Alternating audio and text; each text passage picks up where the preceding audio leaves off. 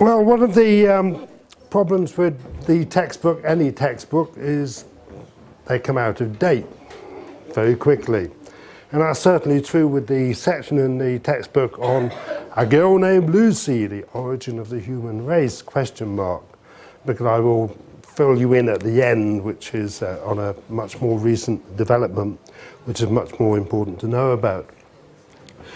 But I'm going to start off much earlier than 1974 to take you back to roughly around about 1900, the year 1900 or so, 1905, when a German butterfly hunter, now you don't think people might go around hunting butterflies, but people do go around hunting butterflies to collect them. This was very popular in the late 19th and early 20th century.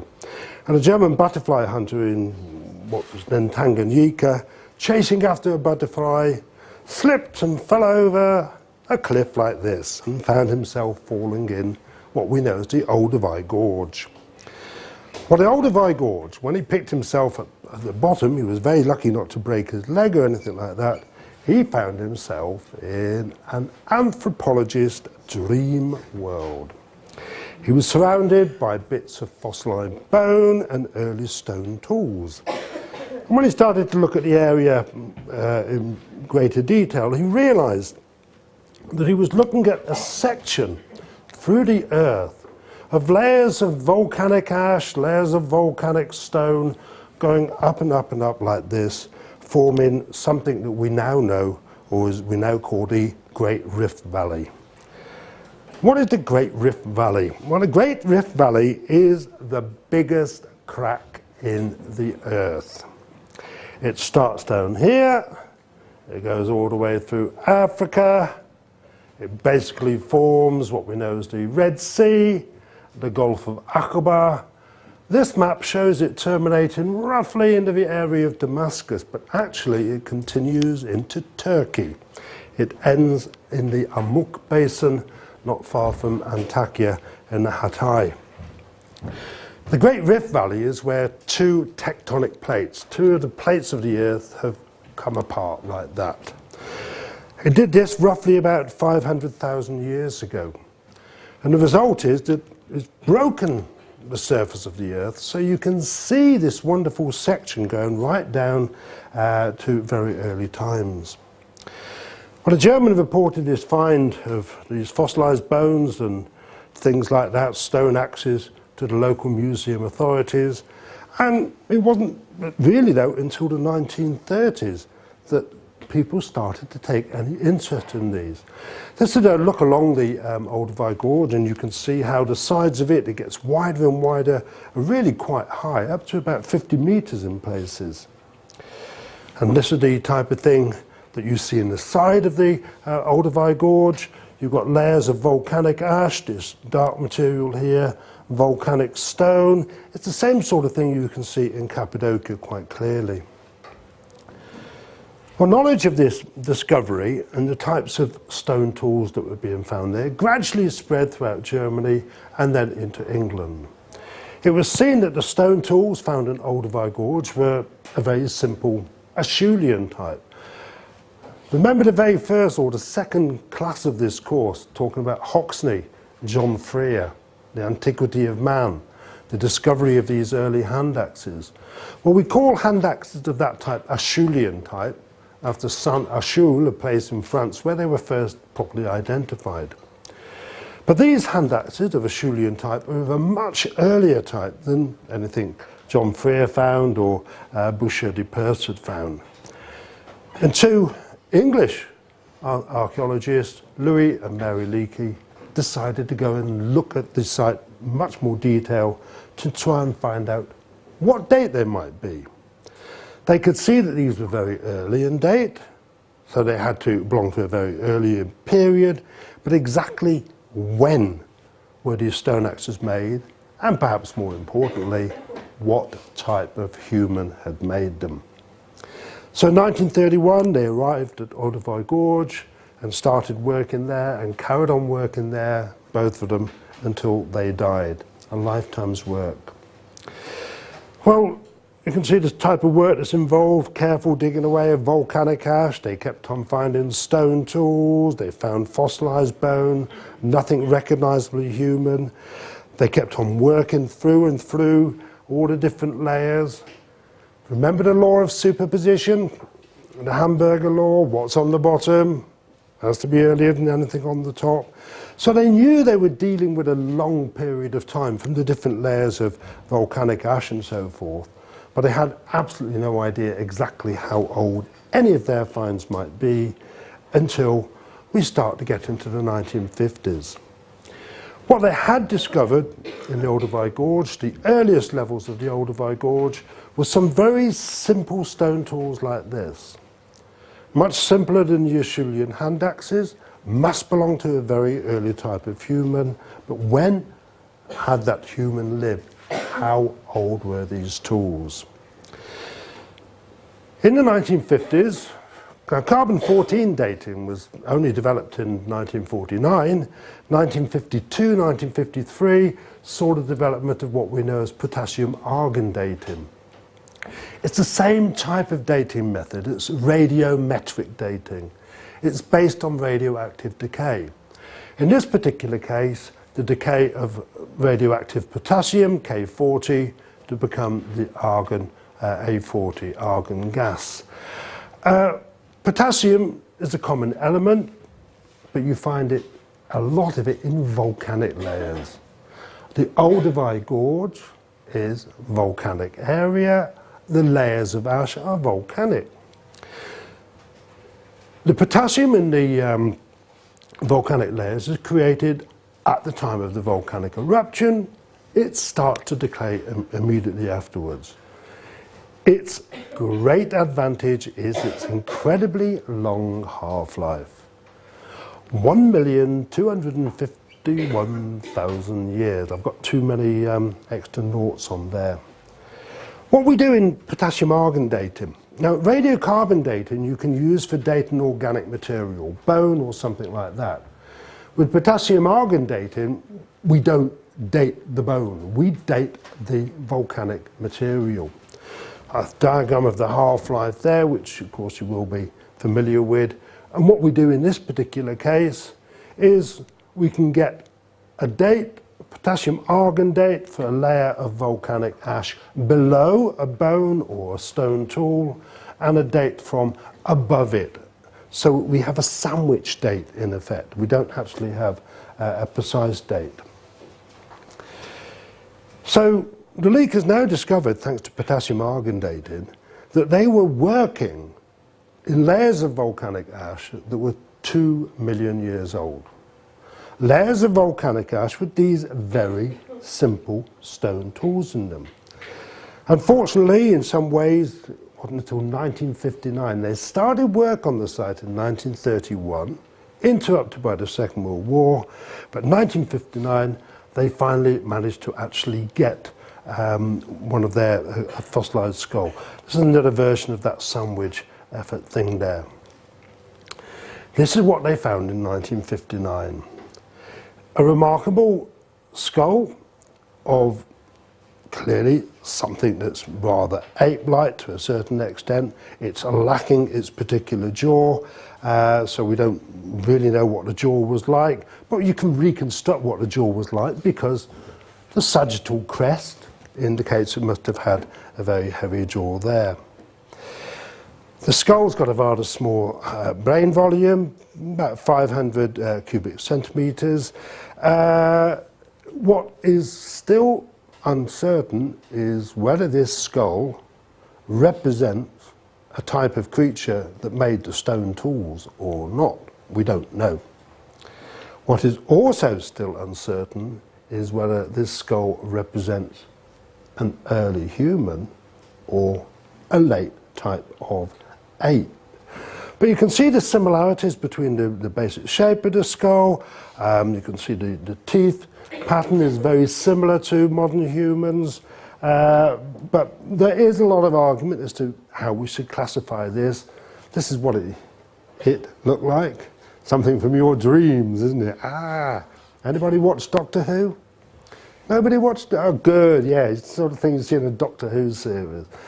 So there's still a lot of argument as to how this particular individual should be classified, whether it's an Australopithecus boisei, a southern ape, or a Paranthropus boisei, an almost human ape. Did it make the stone tools? We don't know. We still don't know. But whichever way you interpret this particular fossil, whichever way you classify it, the potassium argon dates came up with a big surprise. 2.45 million years ago, this person was wandering around. Well, the leakers kept on working on Olduvai Gorge, and eventually they found in a later layer at the site, so further up, the remnants of what we can recognize as a very early form of human, Homo habilis, habilis handi. It's thought that he made stone tools, so he's a handyman.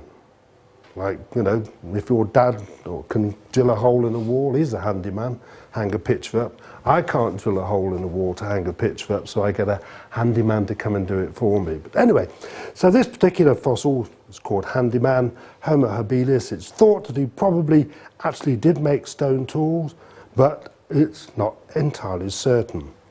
He lived about 2.1 million years ago, something like that. Same layers that you find the skull of Homo habilis, you find these stone tools. No proof, however, that he made them. We still cannot answer that one. But then a bit later, still working at the Olduvai Gorge, we get this particular character here, Homo ergaster. Homo ergaster was certainly making stone tools. Ergaster means working. Homo is man, so this is working man. You're finding their particular names as we go through. He's the ancestor of Homo erectus, and he was walking around the Olduvai Gorge around about 1.75 million years or so. The leakers' work at Olduvai Gorge really transformed our knowledge of human evolution, early human behaviour. The only problem was they couldn't get down to any layers any earlier than about 2.3 million years ago. So people realised that if you wanted to take the story back one stage further, you would have to find another area in the Great Rift Valley where the crack in the earth had gone down deeper, exposing much older layers. And people started to look towards, that's right, Homo ergaster making that particular type of thing. A bit further to the north, from where the leakers were working, in this area here, which is known as the Afar Depression. The Afar Depression is where the Great Rift Valley starts to widen out and go deeper before making this turn to form the Red Sea, then the Gulf of Aqaba going up there, the Jordan Valley, the Dead Sea, ending, as I said before, in the Amuk Basin. The layers of soil that were exposed in the Afar Basin at a place called Hadar could be dated by the potassium argon method to roughly 3.2 million years ago. So this was obviously a place where people began to start looking for evidence of earlier types of humans or creatures related to humans. The organised search for these began in 1973, led by an American anthropologist, Donald Johanson. The very first season they were walking around this particular area, they found this. Fossil AL129.1. Doesn't look terribly important, does it? Well, it's incredibly important. Two bits of bone lying together, roughly that high, but the knee joint is what we call a valgus knee joint. It's the same knee joint that we have that allows us to walk upright, not like a great ape with bow legs. This was found in a layer of volcanic ash that could be dated by the potassium argon method to 3 million years ago. The very next year, they found some scattered pieces of another fossil, AL221, bottom part of a skull. Characteristic shape for a human type jaw. That curved D shape rather than the rectangular shape you find with a chimpanzee. Human style teeth. Again, dated to 3 million years ago. A few days after finding this, Johansen went out with one of his co-workers to check an area that had already been looked at. But the thing is that in archaeology, anthropology, different times of the day you can see different things in the ground. So Johansen wanted to check one area in a different light, and this is what he saw. The first part of fossil AL2881. Doesn't look too important, does it? Part of a human arm bone. Recognisably a human arm bone. In the same volcanic layer of ash that could be dated to about 3 million years ago. Well, they started to clean up this particular piece of bone and then found themselves looking at what was quite clearly a female skeleton, and went back and had a big party that night in their campsite.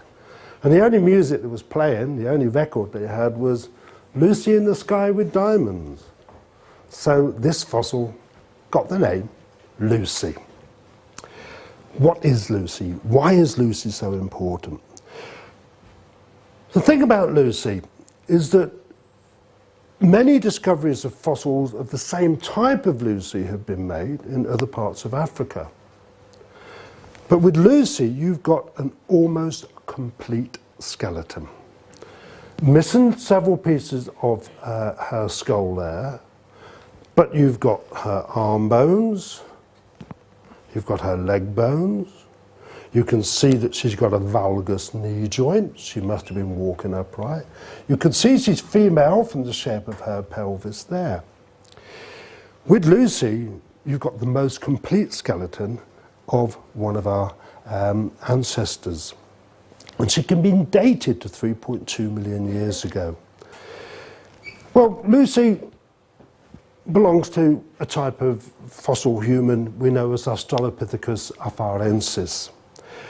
Several examples of this particular fossil have been found throughout Africa, but usually all you find is the skull, usually without the jawbone. Why? Well, people at this time weren't bothered about burying their dead. If somebody died, you leave them behind.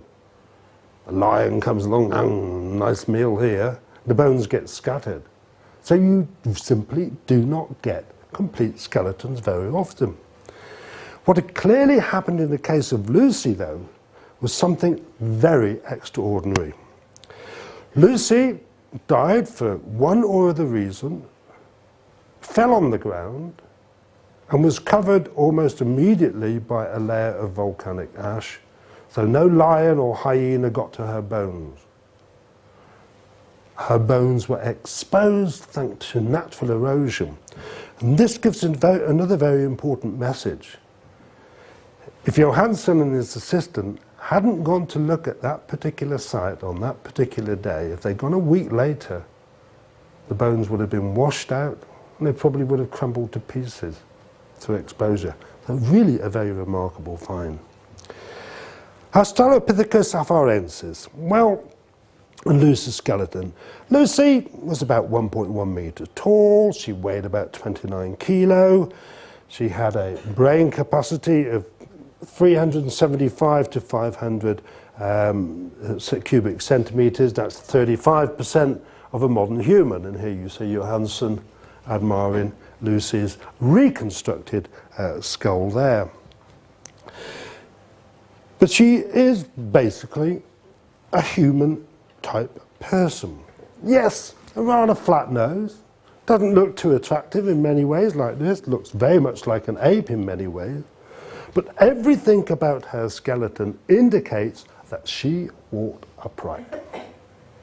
The structure of the knee joint, the structure of the pelvis, the way the skull sits on the spine, everything is human-like.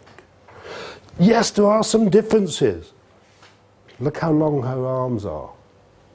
Lucy is a skeleton of somebody who's only fairly recently, 500,000 years perhaps, stopped swinging from trees like that to actually walking on the ground. Lucy is bipedal. But everything about her skeleton, in every possible way, fits in with it being human. Yes, she's still at this halfway stage. Modern human skull over there, a very light jaw, a very definite chin. Remember, this is one of the characteristics of being human. If anybody says to you, prove you're human, you can go, I have a chin. There you are. Lucy, of course, doesn't have a chin, just like a chimpanzee doesn't have a chin there. But the shape of Lucy's jaw is very human. You see Homo sapiens, us on the right-hand side, Lucy in the middle, a great ape here. A very rectangular shape compared to the human D shape. Her pelvis, hip bones, provided the important evidence that she almost certainly walked upright. This is before they started looking at leg bones. She can be identified as female because of this area here. It's called the sciatic notch. In a man it's like that, in a woman it's much like that. So it's allowed it to give birth. But it's this valgus knee joint which is the crucial thing about Lucy. This indicates that Lucy walked upright. If you look at these particular structures here, the differences between a chimpanzee, a modern human, and Lucy, you can see the differences, the importance of this quite clearly.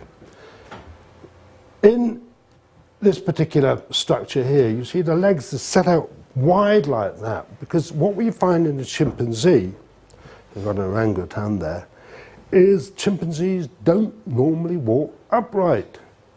They've got this sort of side-to-side waddle. They normally knuckle walk. They walk on all fours. What we see in Lucy's knee joint and her pelvis is somebody who's used to walking on two legs. So you look at a chimpanzee walking like that, very bow-legged. Lucy walks the same way that we do. It's also possible to see from analysis of Lucy's pelvis that she has, the technical term is a gluteus maximus. That bit of padding you've got on the bottom that you sit upon when you sit down. You might not think the gluteus maximus is important, but the gluteus maximus is one of the things that helps you stand upright. It's got all the muscles built in there to allow you to stand upright. A gluteus maximus in a chimpanzee is a very sort of long, thin muscle. In humans, it's a big, well-padded one. Chimpanzees don't have bottoms. You look at a chimpanzee, they don't have a bottom. They've just got a massive bone there. But here we have a gluteus maximus. Another interesting thing about Lucy is that she has a lumbar curve. Oh, of course, what's a lumbar curve? Well, this is the thing that creates problems for many of us, even while we're young, more obviously as you get older. Oh, I've got backache. Because unfortunately, our skeletons haven't evolved properly. All of us have got a hollow back there. Right? It doesn't make it very easy for us to walk like that. You start getting a backache. Look at a chimpanzee, they don't have them. Chimpanzees don't get backache. Some advantages for being a chimpanzee. Another key characteristic of Lucy, indicating that she was used to walking on 2 feet, not knuckle walking like a chimpanzee, is the structure of the foot bone. If you look at a chimpanzee, it's got a grasping big toe. Chimpanzees can hold on like that with feet and hands. We can only do it with our hands, unfortunately. Well, Lucy's foot doesn't have a projecting big toe. It's got the straight bones that you find in a human foot like that. So it's a human type foot for walking upright. It's a very interesting evolutionary development in many ways, because one advantage of having a grasping big toe is that babies can hang on to mummy with all four limbs, and when mum's walking along and she sees a big hungry lion, she goes, I'm getting away from here. Baby hangs on while mummy climbs up the tree. If you can't use your feet, then you have to be carried as a baby. All right? Lucy's children, if she had them, could not possibly have hung on to her with all four limbs. She would have had to use one arm, which reduces her mobility, but again points to her being used to walking on two legs. There's also a very important emotional factor about this. Human babies are brought up close to a heart, they've got that close contact all the time. It helps develop kids in many ways. So this does have one advantage from an emotional point of view, but it's got a big disadvantage if Mr. Hungry Lion is running towards you, because you've got to run holding a baby in one arm, which isn't too easy. On the other hand, Lucy's standing upright. She can see over the grass. She can see where Mr. Hungry Lion is. Chimpanzees down there finds out where Mr. Hungry Lion is when Mr. Hungry Lion is right in your face like that. Well, the discovery of Lucy pushed back evolutionary history. We can see a human-type creature walking on two legs from 3.1, 3.2 million years ago. Now, for a long time, it was always thought that in evolutionary terms, what happened with human beings is that the brain developed and became big and we became clever before we realized that we could walk on 2 feet. Well, actually, we can see it's the other way round. That is, walking on 2 feet comes before the brain getting any bigger. Lucy really broadened human history. But Lucy is not the only amazing find from this particular area of Ethiopia. Not too far away from where Lucy was discovered, further work, looking at other fossil sites in 1975, discovered the remains of not one Lucy-type skeleton, but 13, at least 13, if not 17 individuals, all together in the same layer of volcanic rock. Unfortunately, these remains, which represent a mixed group, young juveniles and adults, were all very badly scattered. At the time of the discovery, they were popularly called the first family. Now, this is the first time you can see a family group of people in the past. Well, that's probably not quite true. Probably what all these bits and pieces of skeleton represent is some clearinghouse where a group of lions or something like that used to sort of take bodies and eat them in one place. The reason people think this is that there are lots of bits of bone missing. So this isn't the remain of a family of individuals that died all at the same time and their bones were beautifully preserved.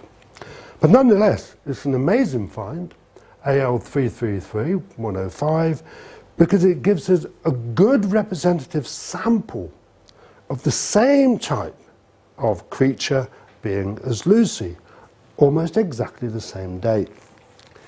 And what is interesting to see is that when you study these skeletons, a mixture of men and women, you have clear evidence of what we call sexual dimorphism.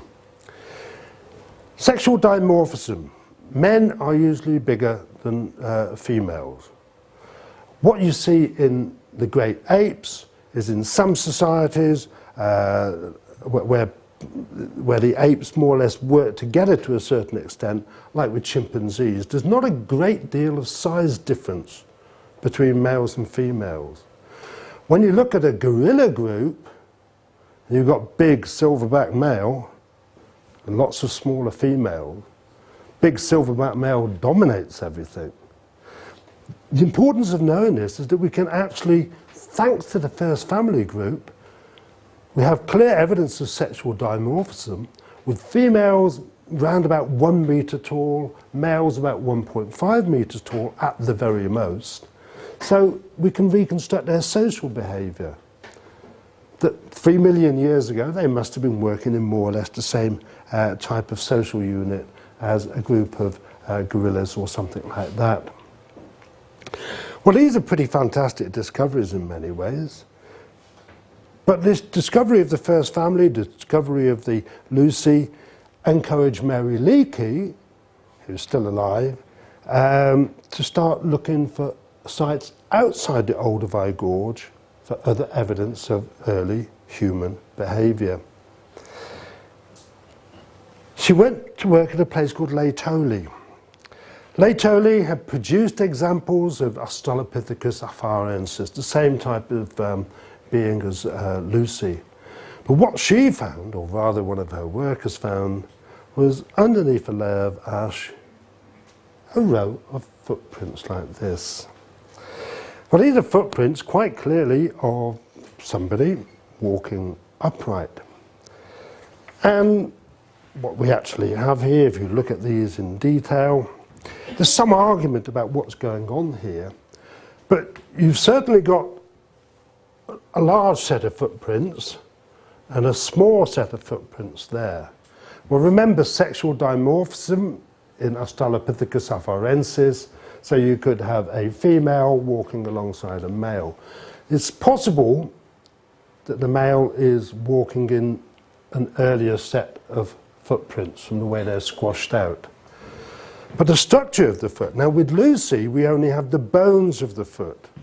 At Laetoli we've actually got the impression of the foot. We can reconstruct the flesh of the foot. This ash layer is 3.4 million years old, older than Lucy. We assume that these footprints were made by Australopithecus afarensis. Quite possibly, what has happened here is that you had a male and a female possibly carrying a child because the left foot goes deeper into the mud than the right foot.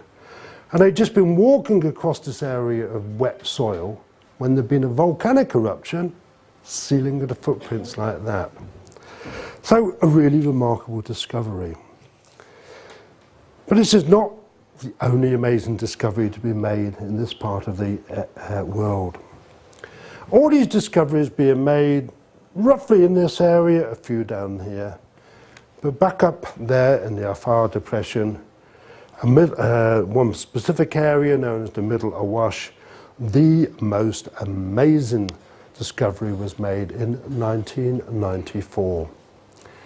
And that was sealed in a layer of ash that could be dated back to 4.4 million years ago, something like the remains altogether of 35 earlier types of human.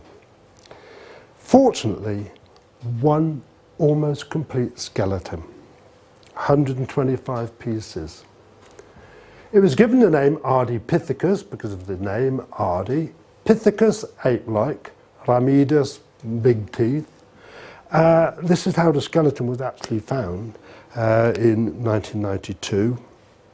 It's so revolutionary that the results were only published last year. Yeah, 15 years of research on this. Mrs. Ardi, again a female, almost complete skeleton, missing one of the legs here. Mrs. Ardi is older than Lucy. She's got the same sort of long arms as Lucy. She's got a grasping big toe. But Mrs. Ardi's hand has many human features to it. You can see that there. Mrs. Ardi's foot, very ape-like with its projecting big toe so it could still grasp. But everything about Mrs. Ardi's pelvis and her knee joints indicates she was walking upright on a regular basis as well. Walking upright doesn't sound terribly important until you think about it. What other animal species walks upright all the time? We're unique. We walk upright. This is going back to our earliest ancestor. This is Ardi. 4.4 million years ago this human feature developed. Well, I'm not going to go into a long discussion on how we understand human evolution. I've used the word hominid there. Hominid, anything that walks on two legs, basically, rather than saying human, hominid. If you want to do this, one of my colleagues does do a course next semester on human evolution. But what seems to be happening is we've got Mrs. Ardi right here, seems to be an ancestor of our Forensis, Lucy. Quite what happens after that is not entirely clear, but you've got one group going off from Olduvai Gorge there, and another group going further down. These fossil remains really are so fragmentary in many cases. For example, this particular type of early hominid, all we've got is top of one leg bone. That part, that's all that survives. So, you know, there's a lot of speculation as to exactly what happens. But broadly speaking, the picture's beginning to fill up. We're beginning to see, well, the title of the class taken from the book is The First Human, ? Well, Lucy certainly isn't the first human because Mrs. Ardi pushes you back right to 4 million. All we can do really is just wait for the next few years, even more exciting discoveries. And we might end up one day with a picture something like this, in which we know more about our human origin. Okay, we'll stop at that point. What, we can all go? Yeah.